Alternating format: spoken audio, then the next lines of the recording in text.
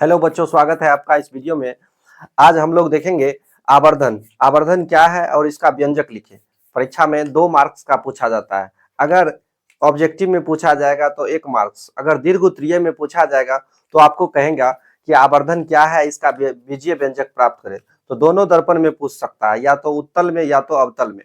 या इस प्रकार से आपको प्रश्न पूछेगा कि सत्यापित करें कि अवतल दर्पण में m बराबर -v बटा u होता है। या आपको इस प्रकार भी पूछ सकता है, अवतल दर्पण में आवर्धन के लिए व्यंजक प्राप्त करें। अगर पूछेगा तो आपको 6 मार्क्स में पूछा जाएगा। वैसे इस प्रश्न को पूछने की उतना संभावना नहीं है, लेकिन अगर पूछ लिया जाए तो आपको किस प्रकार बनाना है इसके बारे में हम बताएंगे। अगर आपसे 2 मार्क्स का पूछा जाता है तो आप लिखेंगे प्रतिबिंब की ऊंचाई और वस्तु की ऊंचाई के अनुपात को आवर्धन कहते हैं। इसे m से सूचित किया जाता है। इसे किससे सूचित करते हैं? m से। m बराबर हो जाता है प्रतिबिंब की ऊंचाई बटे वस्तु की ऊंचाई, यानी कि h डैश बटे h। जो वस्तु को देखिए s से सूचित किया और प्रतिबिंब को h डैश से। आपको पता है वस्तु को जहां रखा जाता है उसको कहते हैं, ध्रुव से जितनी दूर पर वस्तु रखा जाता है उसको वस्तु दूरी कहते हैं, u से सूचित करते हैं। ध्रुव से जितना दूरी पर प्रतिबिंब बनता है इसको प्रतिबिंब दूरी, इसको v से सूचित करते हैं। और वस्तु की ऊंचाई h से और वस्तु की प्रतिबिंब की ऊंचाई को h डैश, या आप h1 h2 h1 h2 h1 भी लिख सकते हैं। आप जो मानेंगे वस्तु की ऊंचाई वो लिख सकते हैं। तो 2 मार्क्स में पूछा जाएगा तो आप क्या लिखेंगे? प्रतिबिंब की ऊंचाई और वस्तु की ऊंचाई के अनुपात को आवर्धन कहते हैं। इसे m से सूचित किया जाता है। और आवर्धन बराबर आप सूत्र लिख सकते हैं, आवर्धन इक्वल टू क्या लिखेंगे? प्रतिबिंब की ऊंचाई बटे वस्तु की ऊंचाई आप इतना लिख देंगे, m equal to h dash बटे h, इतना आप लिख देंगे।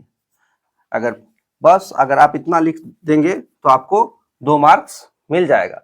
लेकिन अगर आपको सत्यापित करने के लिए पूछा जाएगा, अगर पूछा जाएगा तो आप क्या लिखेंगे? आप चाहे तो आपको पूरा सत्यापित करना पड़ेगा, आपको पूरा एक्सप्लेन करना पड़ेगा। इसके लिए आपको क्या करना है? तो पूरा सत्यापित करने के लिए सबसे पहले आपको एक चित्र बनाना, जो कि चित्र हम बोर्ड पर बना चुके हैं। क्योंकि वीडियो बहुत लॉन्ग हो जाता है इसलिए हम चित्र पहले ही बना लिए हैं। तो देखिए, सबसे पहले चित्र में जो किए हैं वो सब बात लिखना भी पड़ता है। तो चित्र देखिए कैसे बनाए। अभी हम सिद्ध कर रहे हैं अवतल दर्पण में, तो अवतल दर्पण का चित्र बना ले। अगर उत्तल में सिद्ध करेंगे तो उत्तल दर्पण का चित्र बनाएंगे। तो देखिए यहाँ पर हमने LM, इसका नाम M है, LM एक अवतल दर्पण को खींचे और यहां से देखिए वस्तु, ये इसका फोकस है, ये वक्रता केंद्र है।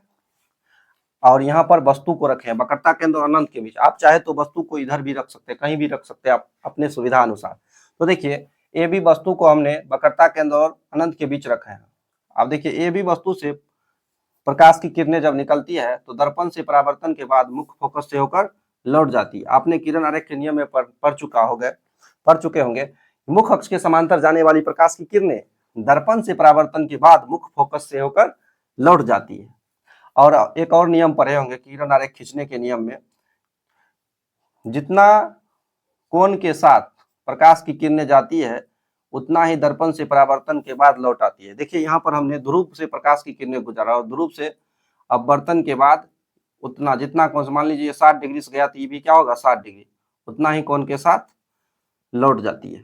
तो लौट गया तो यहाँ पर देखिए दोनों किरण मुख्य फोकस से जाने वाली और ध्रुव से जाने वाली दोनों टकरा गया तो यहाँ पर प्रतिबिंब बन गया। क्या बन गया? प्रतिबिंब। तो प्रतिबिंब की ऊंचाई को h मान ली, h डैश मान ली। यहाँ से लेकर यहाँ के बीच की जो दूरी होगा उसको v कहते हैं। प्रतिबिंब दूरी को किससे सूचित करते हैं? v से। प्रतिबिंब दूरी को v से सूचित करते हैं। और a से p के बीच की दूरी, यहाँ से लेकर a से लेकर p तक के बीच की दूरी को u से, वस्तु दूरी को u से सूचित करते हैं। तो जो बात चित्र में दिया गया है उन सबों को लिख लेंगे। सबसे पहले देखिए दर्पण बनाए हैं तो लिखेंगे, माना कि, थोड़ा तेजी में लिख रहे हैं, माना कि LM एक अवतल दर्पण है जिसके ध्रुव P वक्रता केंद्र C, मुख्य फोकस या फोकस भी आप लिख सकते हैं, मुख्य फोकस या फोकस, मुख्य फोकस एफ है तथा इसमें देखिए तथा इस दर्पण में इस दर्पण के सामने अनंत और सी यानी कि वक्रता के अनंत और सी के बीच ए बी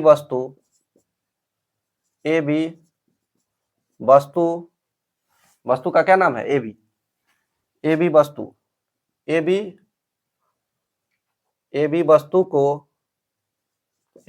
को रखा गया है, ए बी वस्तु को क्या किया गया है, रखा गया है, ए बी वस्तु को रखा गया है। ए बी कोष्ठ में हम लिख लेते हैं, ए बी वस्तु रखा गया है जिसका ऊंचाई h मान है, ए बी वस्तु को रखा गया है जिसका प्रतिबिंब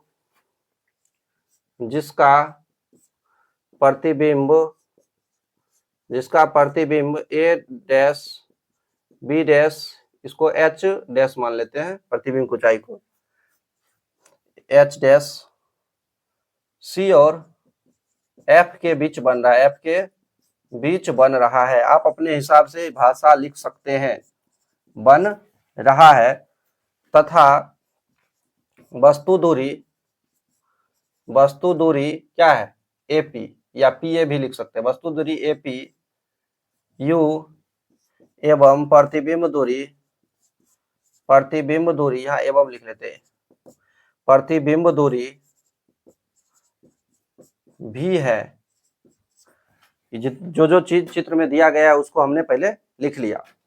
तो लिखे हैं, माना कि LA में एक अवतल दर्पण है जिसका ध्रुव P, वक्रता केंद्र C, मुख्य फोकस F तथा इस दर्पण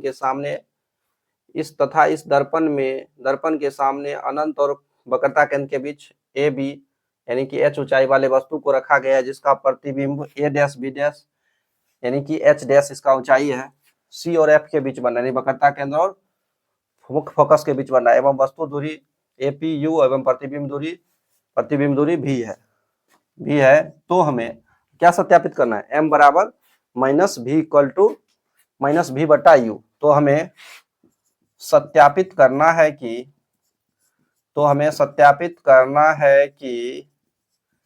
m इक्वल टू माइनस भी बटे यू होगा, यही बात हमको क्या करना है, सिद्ध करना है। तो देखिए ये सब बात जो चित्र में दिया गया था, जो हमने बनाया, तो उसको हमने लिखा। उसके बाद आप प्रमाण देखिए, आप देखिए प्रमाण में हमको ये सोचना पड़ता है कि आखिर हम क्या करें कि मेरा जो सिद्ध करना है वो वाला बात आ जाए। जिस सिद्ध करना है माइनस भी बटा यू, हम क्या सोचे, इसमें कौन सा त्रिभुज में चले जिससे हमको वस्तु दूरी और प्रतिबिंब दूरी का पता चले, वस्तु की ऊंचाई और प्रतिबिंब की ऊंचाई का पता चले। तो देखिए प्रमाण से अब देखिए हम सोच रहे हैं ये त्रिभुज ABP, इससे क्या होगा, वस्तु दूरी का पता चल रहा है, A dash B dash P, इस लाइन को अभी भूल जाइए थोड़ा देर के लिए, इस त्रिभुज में चलना है, इस त्रिभुज में हमको चलना है, जिसको हमने ब्लू रंग के मार्कर से ड्रॉ किया हुआ है, ब्लू रंग के देखिए ABP और A dash B dash P, इस दोनों त्रिभुज में चलेंगे। तो त्रिभुज यहाँ पर देखिए, त्रिभुज ABP, तो त्रिभुज ABP और त्रिभुज A dash B dash P में आप देखिए, अगर इन दोनों त्रिभुज को हम समरूप सिद्ध कर देंगे तो इसका संगत भुजाएं क्या होगी, समानुपाती होगा। क्योंकि हम लोग जानते हैं समरूप त्रिभुज के संगत भुजाओं का अनुपात बराबर होता है, यानी कि समानुपाती होता है। समरूप त्रिभुज के संगत भुजाएं समानुपाती होती है, जिससे हम जब समानुपाती सिद्ध कर देंगे तो उसका अनुपात लिखेंगे, उससे हमें वस्तु दूरी प्रतिबिंब दूरी का पता चल जाएगा और सिद्ध हो जाएगा। तो चलिए सबसे पहले इन दोनों त्रिभुज को सिद्ध करते हैं, समरूप सिद्ध करते हैं। तो समरूप सिद्ध कैसे होगा, या तो तीनों कोण बराबर हो, या तीनों भुजा बराबर हो, या दो भुजाएं या एक कोण बराबर हो। तो यहाँ पर देखते हैं कोण की सहायता से हम इसको समरूप करते हैं। अब देखिए यहाँ पर ये कोण 90 डिग्री है, ये भी 90 डिग्री है, तो आप देखिए ये दोनों कोण बराबर, इसमें देखिए ये कोण और ये कोण दोनों बराबर है। चूंकि हम जानते हैं प्रकाश की किरणें जितना कोण के साथ जाती है दर्पण से परावर्तन के बाद उतना ही कोण से लौट जाती है। तो ये कोण आई और कोण आर ये दोनों क्या होगा, बराबर होगा। दो कोण बराबर हो गया, तीसरा कोण ऑटोमेटिक अपने आप क्या होगा, बराबर हो जाएगा।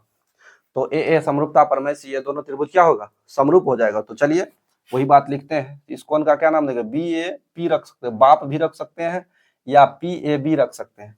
देखिए बाप लिखते हैं, सुनने में भी अच्छा लगता है, इसलिए इसका नाम रखते हैं कोण B A P equal to, देखिए यहाँ पर रखे 90 डिग्री है, बी ए पी। इसमें देखिए क्या है, B dash A dash P, तो B dash A dash P equal to 90 degree. देखिए एक कोण को बराबर कर दिया। उसके बाद देखिए इस कोण का नाम रखेंगे, ये कोण बड़े वाला त्रिभुज देखिए ए बी पी, इसका नाम ए पी बी भी रख सकते हैं या बी पी ए। तो चलिए हम ए पी बी रखते हैं, इधर से रखते हैं। तो कोण ए पी बी बड़े वाले त्रिभुज का, और छोटे वाले देखिए ये A P B dash, A dash कोण ए डैश पी और बी डैश बराबर है। तो किरण आरेख के नियम से, चूंकि जितना कोण के साथ प्रकाश की किरणें जाती है दर्पण से परावर्तन के बाद उतना ही कोण से लौट जाती है, ये बात भी लिख सकते हैं। अन्यथा आप सिर्फ लिख सकते हैं किरण आरेख के नियम से, किरण आरेख के नियम से, यानी कि कोण आई बराबर कोण आर है, कोण आई जितना गया उतना आया, कोण आई बराबर कोण आर। आप देखिए तीसरा कोण ऑटोमेटिक ये बी, इसमें भी ये कोण वाला, ये वाला कोण, देखिए इसका नाम रखते हैं कोण A B P equal to कोण A dash B dash P. तो देखिए जब तीनों कोण बराबर हो गया तो ए समरूपता प्रमेय, ए समरूपता प्रमेय से त्रिभुज ए बी पी समरूप, इस चिन्ह को समरूप पढ़ा जाता है, क्या पढ़ा जाता है, समरूप। ए डैश बी डैश पी होगा, समरूप सिद्ध हो गया। ए समरूपता प्रमेय से क्या होगा, समरूप होगा। अब दोनों त्रिभुज को हमने समरूप सिद्ध किया। अब समरूप सिद्ध करने के बाद इसका, चूंकि समरूप त्रिभुज के संगत भुजाएं क्या होती है, समानुपाती होती है। यहाँ लिख देंगे चूंकि समरूप त्रिभुज के संगत भुजाएं समानुपाती होता है, समानुपाती होता है। समरूप त्रिभुज के संगत भुजाएं क्या होती है, समानुपाती होता है। अब इन सब त्रिभुज के भुजाओं का अनुपात लिखेंगे। अब देखिए भुजा ये इसका ए बी का संगत क्या है, ए डैश बी डैश है। तो देखिए सबसे पहले हम छोटे वाले त्रिभुज के भुजा को ऊपर लिख लेते हैं, जिससे हमें, क्योंकि आवर्धन बराबर होता है प्रतिबिंब की ऊंचाई बटे वस्तु कुछ, इसलिए प्रतिबिंब वाले भुजा जो है इसका, इस त्रिभुज का संगत, उसको पहले लेकर इसको पहले लिख भी लेते हैं, ए बी बटा ए डैश बी डैश। पुनः इस पार्ट को ऊपर करना ही पड़ेगा, इसलिए पहले हम प्रतिबिंब वाले ही लिखते हैं। देखिए यहाँ पर लिखेंगे ए डैश बी डैश, अनुपात लिख रहे हैं, छोटा वाला त्रिभुज ऊपर लिख रहे हैं, यहाँ नहीं दिखेगा, इधर लिख रहे हैं। तो चलिए यहाँ पर अब हम लिखते हैं, अब यहाँ से ए डैश, इन दोनों त्रिभुज के भुजाओं का अनुपात लिख रहे हैं। यहाँ से देखिए ए डैश बी डैश बटा ए बी इक्वल टू, अब देखिए ये भुजा संगत और ये भुजा लिख लिया। अब ये भुजा देखिए वस्तु दूरी वाला ए पी, नीचे क्या है, बड़ा वाला त्रिभुज का अनुपात वाला भुजा नीचे लिख रहे हैं, तो उसमें भी उस साइड भी नीचे रखेंगे ए पी। इसमें देखिए क्या है, ए डैश पी, ए डैश पी। अब देखिए यहाँ से ए डैश बी डैश क्या है, ए डैश बी डैश है, एच डैश माने इसको प्रतिबिंब की ऊंचाई है, क्या है, प्रतिबिंब की ऊंचाई। यहाँ लिखेंगे एच डैश प्रतिबिंब की ऊंचाई। ए बी क्या है, वस्तु की ऊंचाई, इसको क्या माने है, एच, यहाँ पर एच लिखेंगे। अब यहाँ से देखिए, अब ए डैश पी क्या है, ए डैश पी।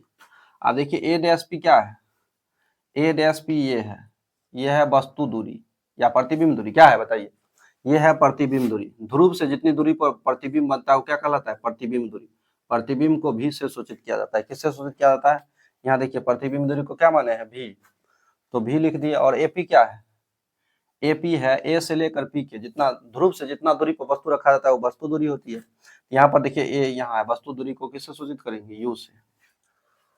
अब देखिए एच डैश बटे एच है, एच डैश बटे एच।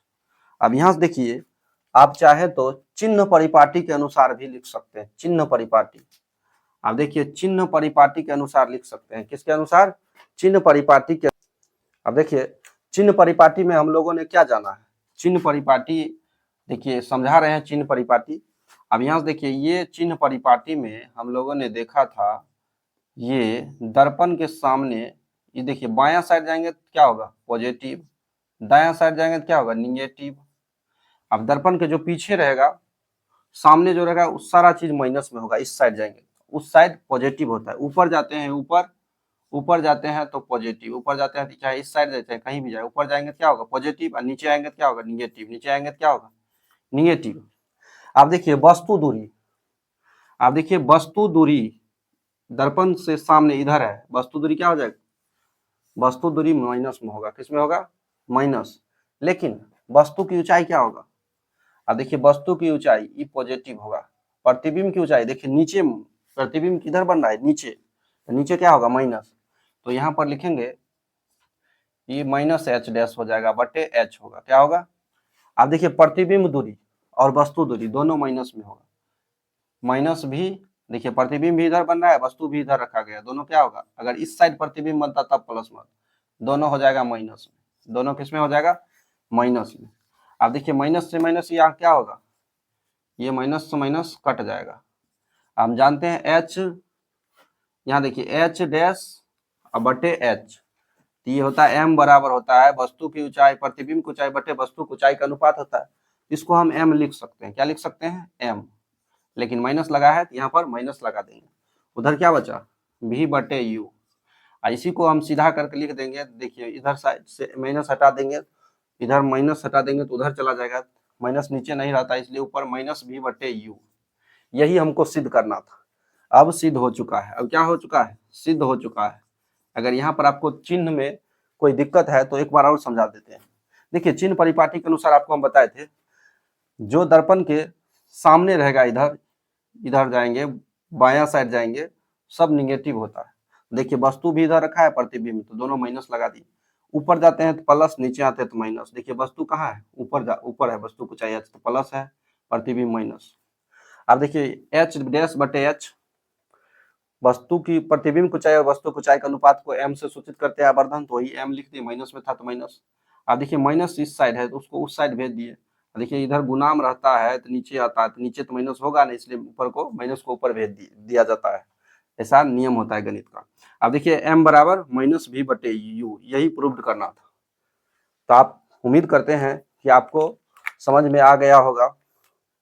वीडियो अच्छा लगे तो वीडियो को लाइक करें, चैनल को सब्सक्राइब करें और अपने दोस्तों के बीच शेयर करें। वीडियो देखने के लिए बहुत बहुत धन्यवाद। जय हिंद।